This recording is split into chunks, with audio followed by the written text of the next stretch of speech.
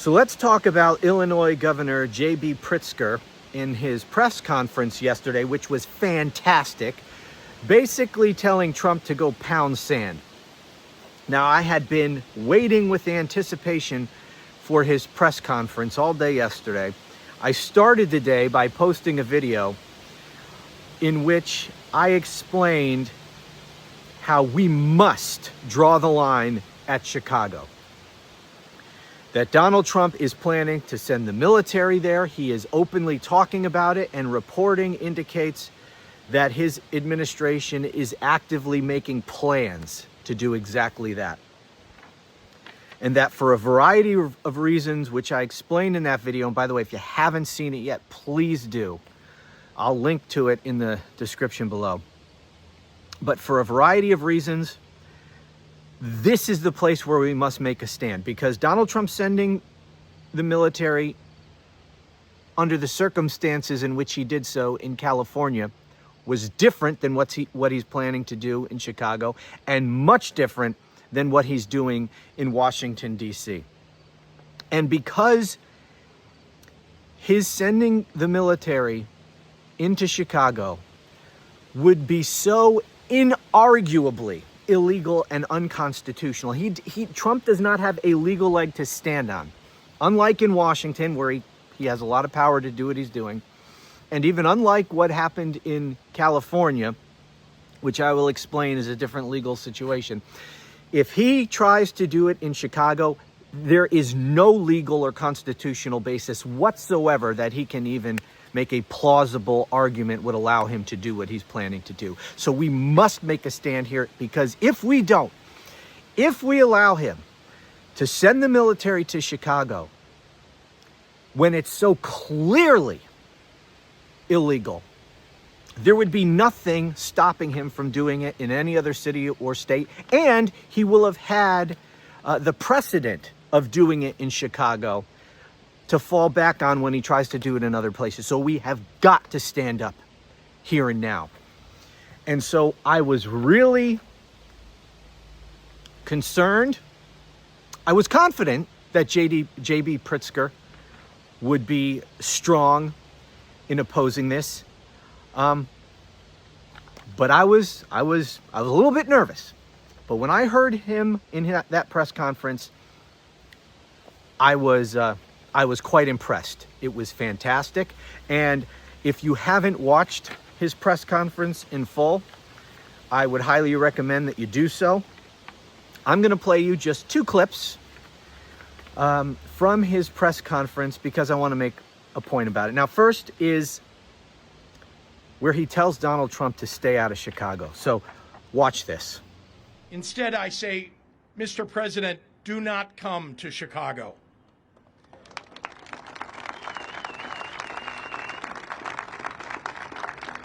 You are neither wanted here nor needed here.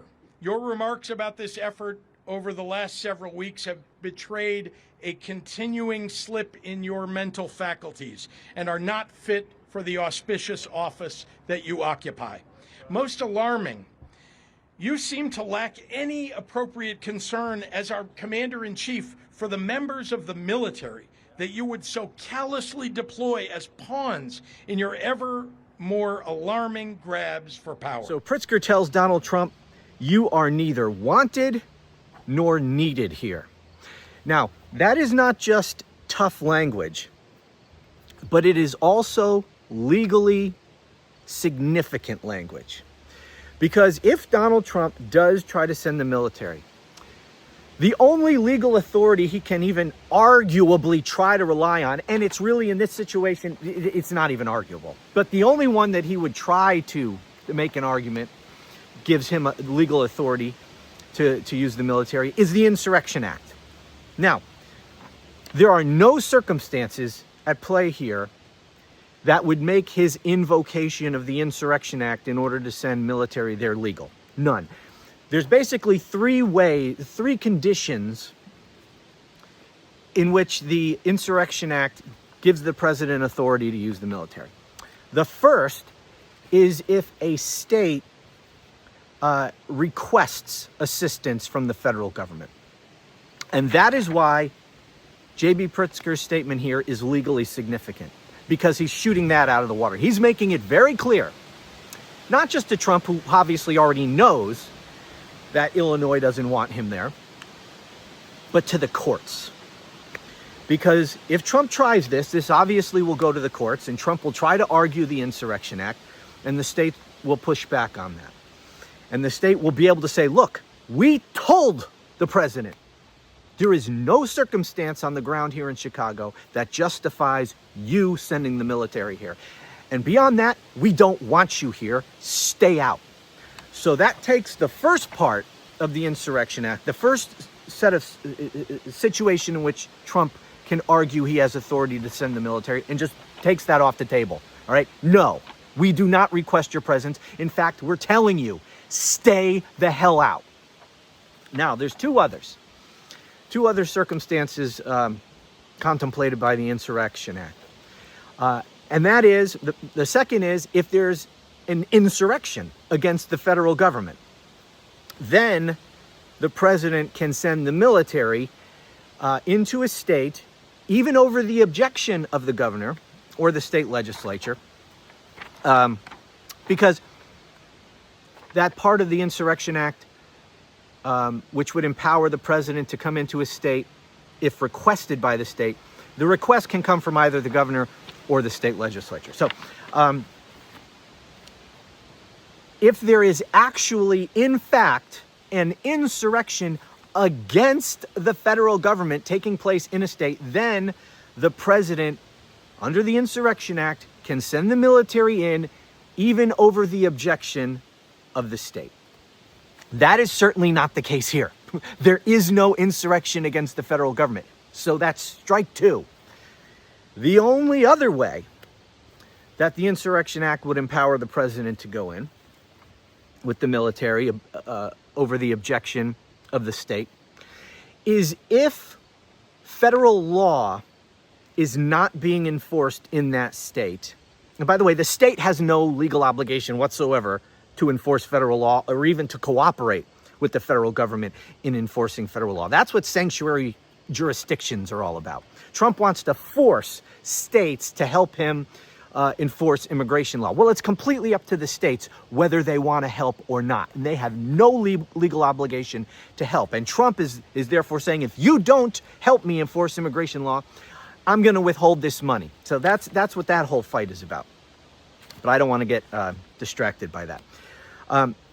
Anyway, so if federal law is not being enforced because there's some set of circumstances preventing federal officials from being able to effectively enforce federal law, and that Trump is not able to do it just with federal law enforcement for whatever reason, then he can call in the military to help enforce federal law. That's it.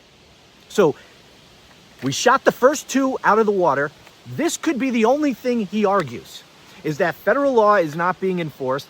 We can't enforce it effectively for some friggin' reason with federal law enforcement, and so I need the military to come in and help enforce federal law. He can't enforce state law with it. The president has no authority to enforce state law. That's what federalism is about. States are sovereign. They are responsible for creating their own laws and enforcing their own laws. The president has no authority to come in and enforce state law.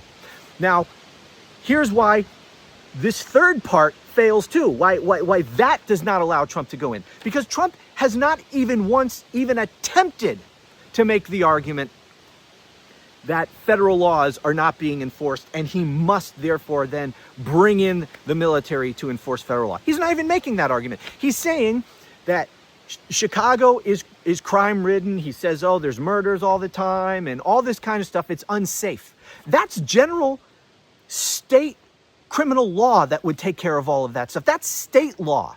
First of all, it's not true anyway. State law is being enforced. There is no emergency. Of course, there's crime, but there's crime everywhere.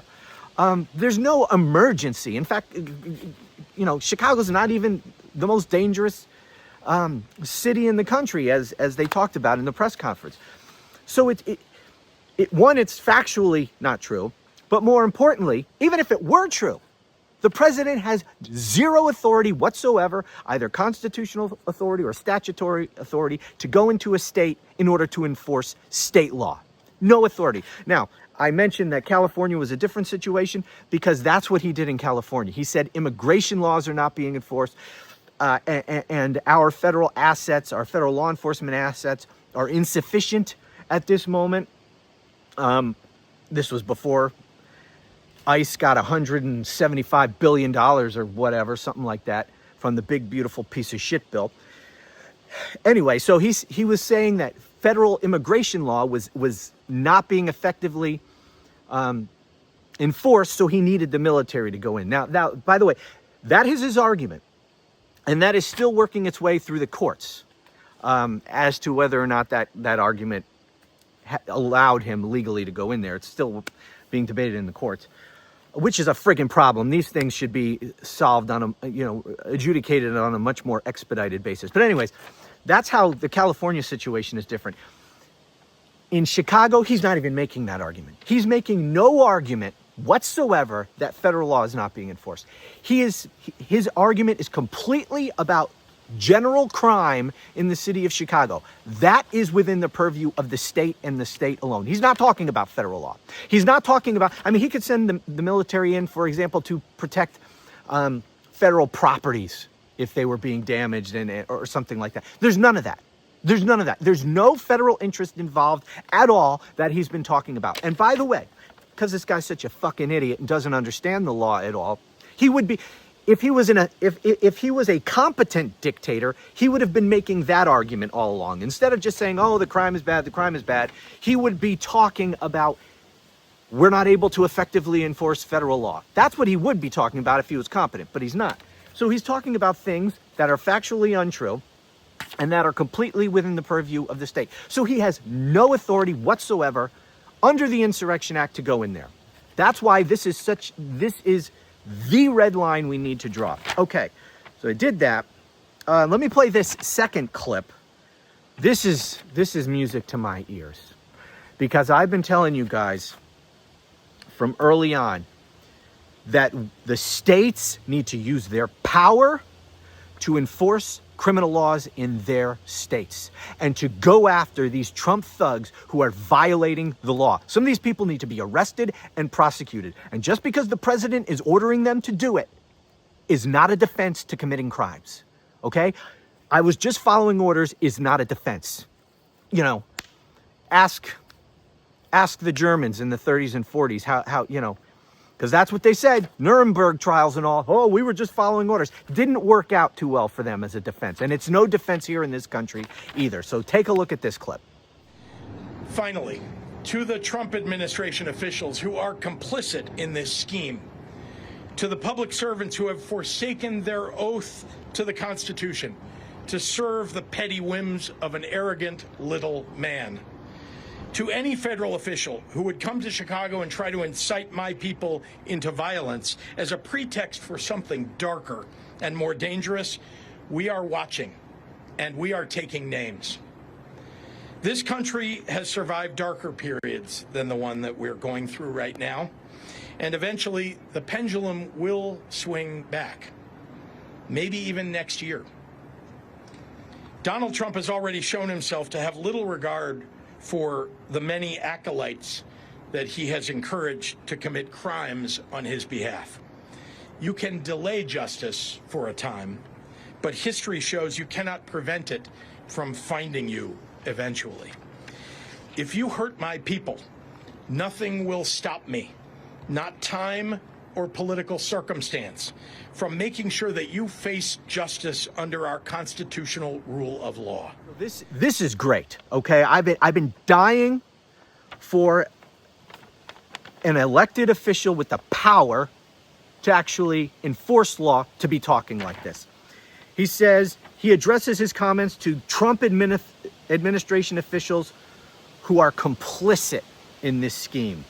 He says we are watching and we are taking names.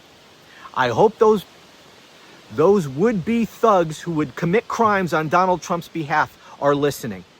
Because if they follow illegal orders, if they commit crimes on Donald Trump's behalf, Donald Trump may have immunity, but they don't. He says, nothing will stop me, not time or political circumstance, from making sure that you face justice. These people need to be put on notice. You commit crimes for this man, you come into this state, you commit crimes, we're going to prosecute you. And by the way, you're thinking, well, Trump could just pardon them. No, he can't pardon them for state crimes. So if they come into Chicago illegally, following illegal orders, and if Donald Trump orders them into Chicago, that would be an illegal order. And if they follow that order, they have an obligation. The military takes an oath to the Constitution, not to Donald Trump, and they are legally obligated to disobey illegal orders. An illegal order is an order the president has no authority to make. And so if he sends these people in illegally, and if they commit a crime, if they try to arrest anybody, they're committing a crime because they have no legal authority to arrest anyone.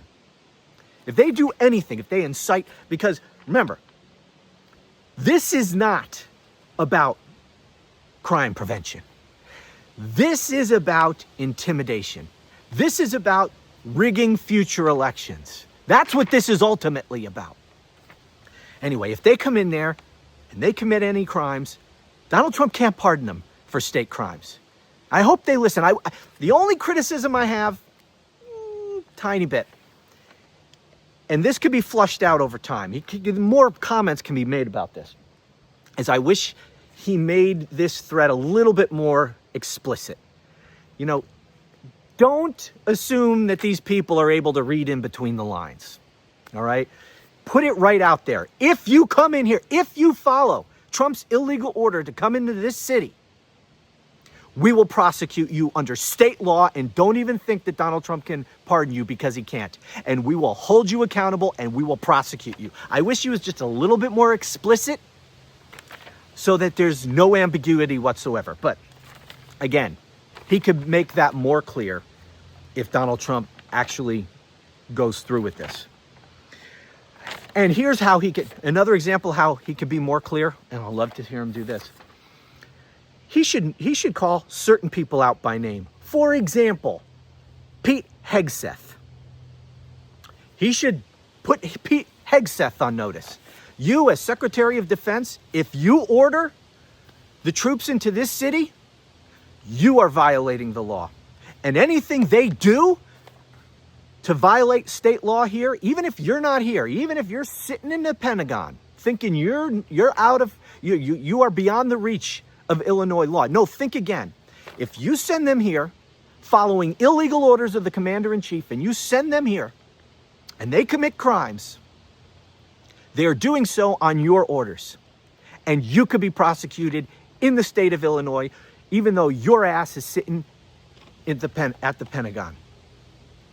So Pete Hegseth, you are on notice. You follow Trump's illegal orders. You send the military in. We're coming after you. Oh, I would freaking love that. And again, Trump can't pardon Pete Hegseth for violating Illinois state law.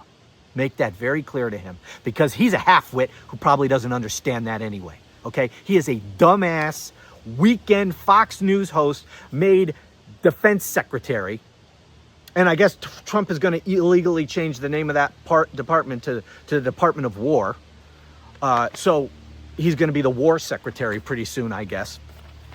But he's an idiot. Make it clear to him. That would be the only. And I think it's important, if this actually begins to look like it's actually going to happen, I think it's important to be a little bit more explicit in these warnings to these people.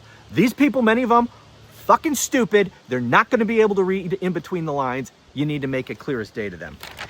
Okay. I want to just expand real quick on the rigging and elections thing, because this is setting the precedent. He wants troops in American cities on the ground for many purposes, I believe, one of which is to intimidate Democrats from going to the polls on Election Day. If he can suppress the vote in certain blue areas of the country, Just a little bit. You don't have to keep everybody away from the polls. If you can just suppress the vote a few percent, make people scared to come because there's military. There's Trump's thugs all over the place. Some people are going to be afraid to come to the polls. If you can suppress the vote just enough, you can rig the election. That is one of the things that this is about, which JB Pritzker alluded to in the press conference. And I'll leave you with this. This is excellent, but we need to hear other governors join in on this. Just because Trump is not contemplating right now coming into your city or your state, you need to join with JB Pritzker now. You need to hold press conferences. You need to make it clear that you stand with Illinois, that this is illegal. This is unconstitutional. This is an impeachable offense. He should be impeached and removed from office. Okay, there's so much of this I liked, mocking Trump in this press conference. You know, Trump took a dig at his weight. He called him a slob or something. JB Pritzker shot right back. He's not taking any of Trump's crap. You know, we're talking about authoritarianism. We're talking about don't come here. Can we start talking about what this is? This is an impeachable offense. This is a flagrant violation of the Constitution, his oath of office. It's a crime. It's illegal what he's doing or what he's planning on doing. He should be impeached and removed from office. Yes, this Congress isn't going to do it right now. But the American people need to hear loud and clear that not only is he not authorized to do what he's attempting to do or planning to do, it's an impeachable offense. He should be removed from office if he tries this shit. Anyway, and when this gets challenged in court, if JB Pritzker goes to court to try to block this, governors around the country should join in on that lawsuit. They should file amicus briefs. They should make it clear to the courts that we all think this is illegal. We all think this is unconstitutional. This violates our sovereignty. This violates federalism. And this must be stopped, and we're all standing together. That's the only other thing that I want to start seeing, okay? We need a united front. Don't let Illinois stand up to Trump on their own. We all need to join in this effort. Okay. That's it for now. Thank you so much for watching, and I'll talk to you again soon.